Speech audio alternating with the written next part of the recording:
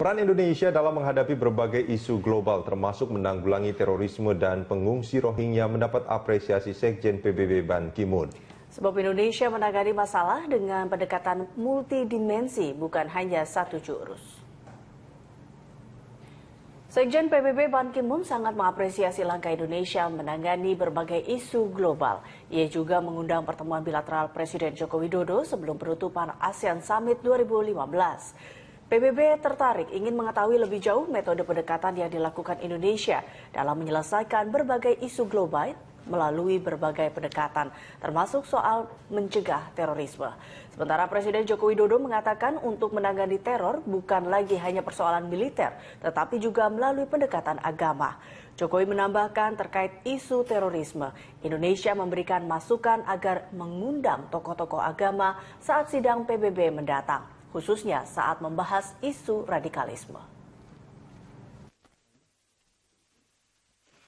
Mengenai penanganan radikalisme dan terorisme, mereka mengapresiasi karena pendekatan kita memang tidak hanya dari satu jurus pendekatan keamanan atau pendekatan hukum, tetapi lebih kepada pendekatan keagamaan, pendekatan budaya yang mereka mengapresiasi.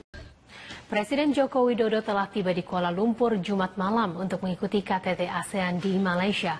Presiden Jokowi dijadwalkan akan bertemu secara bilateral dengan 3 Perdana Menteri serta Sekjen PBB Ban Ki-moon. Untuk mengetahui informasi selengkapnya, kita langsung tanyakan kepada Mario Delima di Kuala Lumpur, Malaysia. Ya, pagi Mario, apa agenda Presiden Jokowi hari ini? Selamat pagi, Luisa. Ya, setelah kedatangan Presiden tadi malam, memang hari ini sudah dikatakan oleh para menko dan juga Menteri Luar Negeri bahwa Presiden akan mengikuti sedikitnya ada hari ini adalah pembukaan dari KTT ASEAN ini yang akan dimulai pada pukul 9 waktu setempat. Dan juga untuk pertemuan lain yang cukup penting adalah sekarang ASEAN sudah memasuki era baru yaitu ASEAN Community, dan di situ nanti Presiden akan mengikuti beberapa KTT atau pertemuan tingkat tinggi, ada 9, antara lain adalah dengan masyarakat ekonomi Asia Timur dan juga dengan beberapa komunitas lainnya. Dan juga yang penting adalah ketika hari pertama ini adalah adanya penandatanganan terkait dengan kesepakatan dari negara-negara ASEAN untuk menyepakati bagaimana melindungi para masyarakat di wilayahnya masing-masing terkait dengan perdagangan manusia, terutama wanita dan anak-anak. Dan juga untuk kegiatan yang lainnya akan diikuti pada hari ini adalah kesepakatan untuk menerbitkan ASEAN Community, mengingat bahwa masyarakat ekonomi Asia akan dimulai pada tahun depan. Dan juga ada yang lagi adalah nanti malam negara-negara ASEAN akan melakukan jamuan makan malam bersama dengan Presiden Obama pada malam nanti. Dan di situ kabarnya Presiden Amerika akan membicarakan terkait dengan pentingnya keamanan di teritori ASEAN, khususnya karena memang keamanan saat ini menjadi sebuah prioritas untuk dilakukan kerjasama perlindungan antar wilayah dan juga negara. Luisa. Baik Mario. Ya, siapa saja yang akan ditemui Presiden Jokowi nanti, selain yang tadi telah Anda sebutkan? Ya, tadi pada pertanyaan pertama saya sudah menyebutkan pertemuan tingkat negara. Namun nanti di sela-sela pertemuan KTT ini, pertama Indonesia akan mendapatkan jadwal untuk bertemu secara bilateral dengan Perdana Menteri dari Selandia Baru dan juga setelah itu dengan Perdana Menteri dari Vietnam. Tapi masih belum mendapatkan informasi secara detail apakah pertemuan tersebut akan membicarakan hal tertentu. Namun tadi malam dari Menteri Luar Negeri Retno Marsudi menyatakan bahwa pertemuan ini adalah terkait dengan hubungan antara dua negara untuk meningkatkan kerjasama khususnya di bidang ekonomi dan juga keamanan. Dan juga untuk pertemuan yang akan dilakukan esok hari, karena Presiden akan mengikuti dua pertemuan 2 hari ini, yaitu besok akan bertemu dengan Perdana Menteri Jepang dan juga bertemu dengan Sekjen PBB Ban Ki-moon.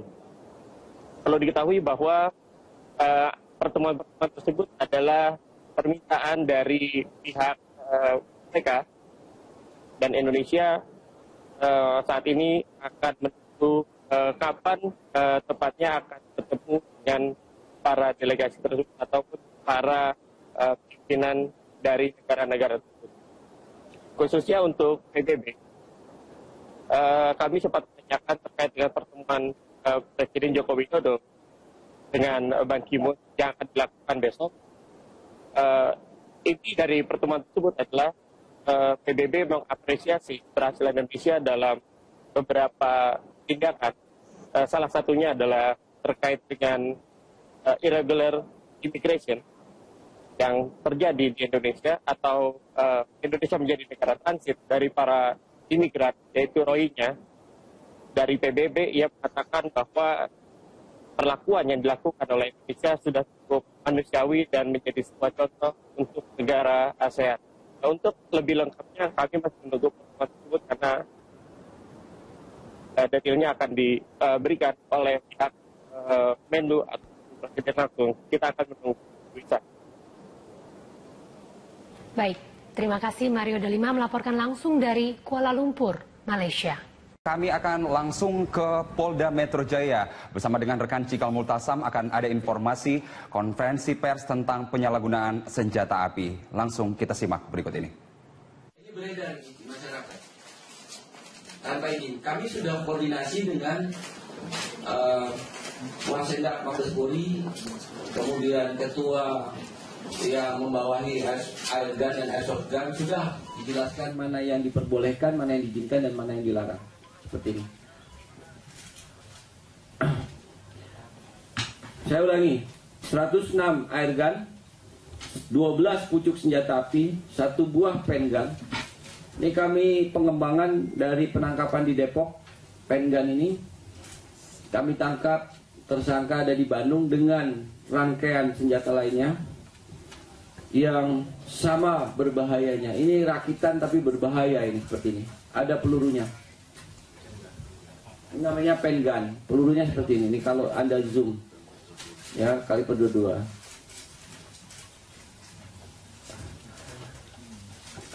Kalau diarahkan dalam jarak 10 meter masih cukup mematikan ini.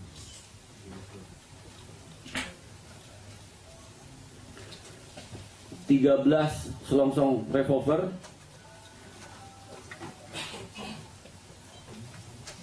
dan seluruh aksesoris yang nanti detailnya rekan-rekan bisa baca dalam press release.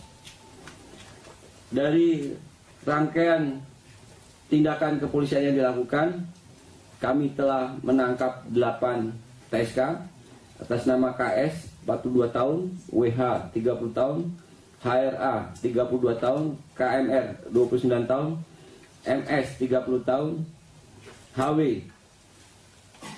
perempuan, AS 37 tahun, KV 36 tahun, dan 1 tewas karena tindakan tegas dari anggota Ditreskrim Polda Metro Jaya, khususnya anggota Subditresmob. Terkait dengan ini, izinkan kami menyampaikan kepada rekan-rekan media dan publik bahwa 2 hari lalu terjadi peristiwa di Paris, beberapa hari lalu terjadi peristiwa di Bogor, peristiwa di Jakarta dan sebagainya, di mana penyalahgunaan senjata api oleh orang-orang yang tidak bertanggung jawab masih saja terjadi. Maka atas perintah Bapak Kapolda Metro Jaya, sejak 3 minggu yang lalu, kami mengintensifkan kegiatan dalam rangka penindakan penggunaan senjata api. Selain untuk meningkatkan rasa aman bagi warga masyarakat, Lebih utama lagi sekarang kami punya kewajiban untuk mengantisipasi agar hal-hal seperti yang terjadi di negara lain bisa terjadi di Jakarta. Kami mohon kooperasi dari warga masyarakat, kami mohon dukungan masyarakat manakala kami melakukan tindakan tegas tanpa pandang bulu, itu lebih karena kewajiban kami untuk melindungi warga masyarakat lainnya. Sekaligus kami bukan lagi menghimbau, tapi mengingatkan kepada para pengguna, penyalahguna senjata api, siapapun itu, kami akan lakukan tindakan tegas di lapangan. Ya, tindakan tegas kalau itu mengancam petugas, kami selain melumpuhkan dalam rangka melindungi ya nyawa petugas dan warga masyarakat lainnya, terpaksa tindakan melumpuhkan itu bisa diarahkan pada tindakan yang mematikan. Ya, kalau mereka masih melakukan dan mengancam kami. Demikian dari kami, detailnya nanti akan disampaikan oleh masing-masing sudit. Saya izin Pak Kabid Humas terkait dengan masalah peraturan, perundangan dan sebagainya, Kabak hendak biar menyampaikan kepada publik.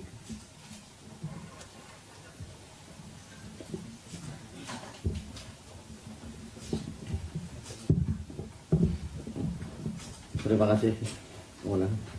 Baik, rekan-rekan media, kami akan menyampaikan dasar hukum daripada, terutama kalau senjata api dan lain sebagainya mungkin sudah cukup jelas.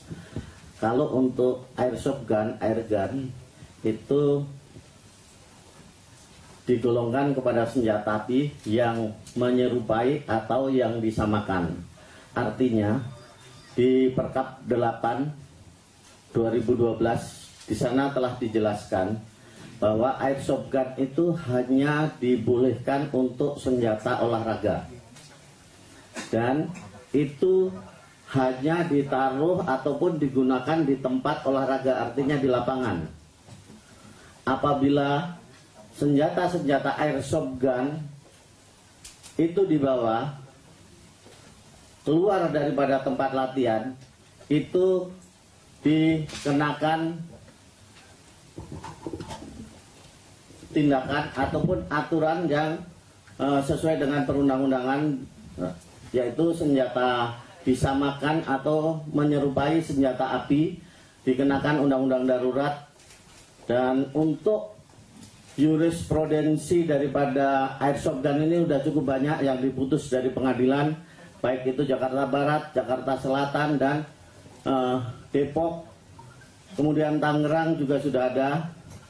Namun demikian putusan-putusan itu memang tidak sesuai dengan senjata api, karena di sini hanya menyerupai atau disamakan, artinya cara kerja airsoft gun ini sama. Kemudian dampak yang ditimbulkan juga menyerupai senjata. Kemudian bagian-bagian daripada airsoft gun ini juga sama. Makanya diatur di dalam Perkap nomor 8 tahun 2012. Di sana penggunaan senjata airsoft gun itu disamakan ataupun menyerupai senjata api yang aturannya adalah sesuai dengan undang-undang darurat yang sudah cukup lama, tahun 36, yang sampai sekarang belum ada perubahan-perubahan.